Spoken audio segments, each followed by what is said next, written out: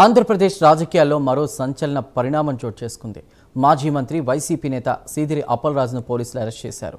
తన కుమారుడు ఆరవ్కు సంబంధించిన రోడ్డు ప్రమాదం కేసులో సాక్ష్యాలను తారుమారు చేసి కేసు నుంచి అతన్ని తప్పించే ప్రయత్నం చేశారనే ఆరోపణల నేపథ్యంలో ఈ చర్యలు చేపట్టారు.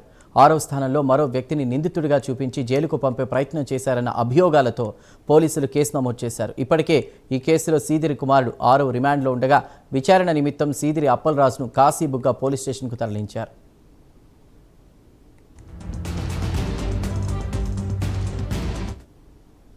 మరోవైపు సీదిరి అప్పలరాజు అరెస్టు విషయం తెలిసిన వెంటనే సీదిరి నివాసం వద్దకు పెద్ద ఎత్తున వైసీపీ కార్యకర్తలు చేరుకోవడంతో అక్కడ ఉద్రిక్త వాతావరణం నెలకొంది. పోలీసులు భారీ బందోబస్తు ఏర్పాటు చేసి పరిస్థితిని అదుపులోకి తీసుకొచ్చారు.